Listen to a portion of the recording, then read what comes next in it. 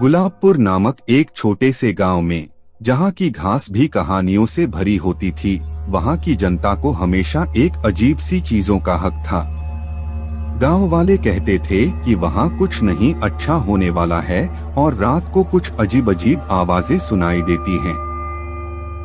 लेकिन कोई भी इसे गंभीरता से नहीं लेता था। यह सिर्फ एक हास्य का कारण बन गया था। एक दिन गांव में एक आत्मविश्वासी युवक नामक राज का आगमन हुआ। राज ने यह सुना था कि गुलाबपुर में कुछ अजीब हो रहा है और उसने यह ठाना कि उसे इस रहस्यमय गांव का सच जानने का हक है।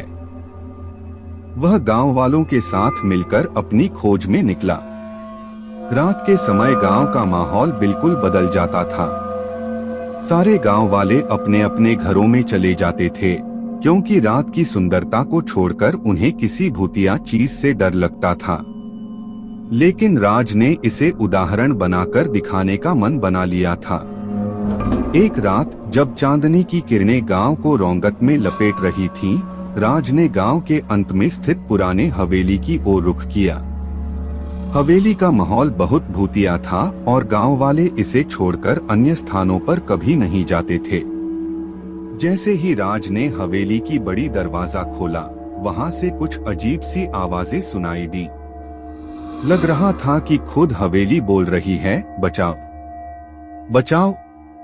राज ने उस अजीब आवाज की ओर बढ़ते हुए कहा, कौन है वहां और क्या यह सचमुच में भूतिया है?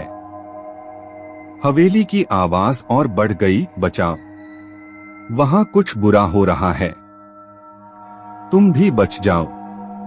राज ने देखा कि हवेली की दीवारें कच्ची हैं और वह तेजी से हिल रही हैं। इसी बीच एक अजीब सा रौंगती चेहरा दिखाई दिया, जो हवेली के एक कोने में छिपा हुआ था। चेहरा मुड़ा हुआ था और उसमें एक भयानक मुस्कान थी। राज ने देखा कि चेहरा भूतिया चीजों की एक तस्वीर बना रहा था। चेहरा ने चिल्लाया, बचाओ, वहां भूत हैं, वहां भूत हैं। राज का दिल धड़कने लगा, लेकिन उसने खुद को संभाला और हवेली की ओर बढ़ा।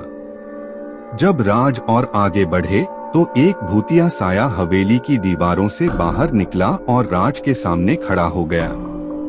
राज ने देखा कि यह साया एक हुकूमती सिपाही का है, जिसकी अंगुलियां अजीब तरीके से बज रही थीं।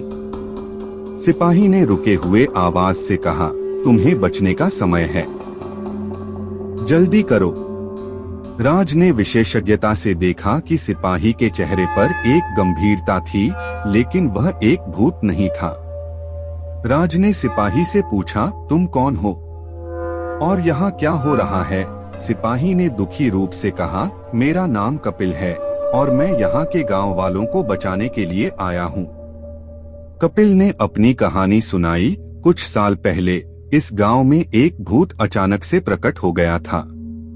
वह गांव वालों को परेशान कर रहा था और उन्हें बर्बाद करने का काम कर रहा था। हम लोग सिपाहियों को भेजे गए थे इस समस्या का समाधान करने के लिए, लेकिन हमने इसे पकड़ने में असमर्थ होकर खुद इसका शिकार बन गए। इस भूत ने हमें एक एक करके मार दिया और अब हम भूत बन गए हैं।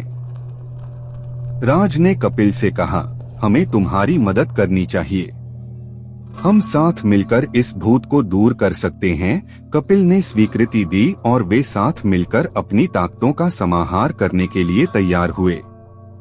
रात के अंधेरे में राज, कपिल और गांव वाले वहां पहुंचे जहां भूत आम तौर पर प्रकट होता था। उन्होंने एक विशेष पूजा की और भूत को शांति की दुआ दी। धीरे धीरे भूत का साया कमजोर होने लगा और फिर वह साया अंधकार में छिप गया।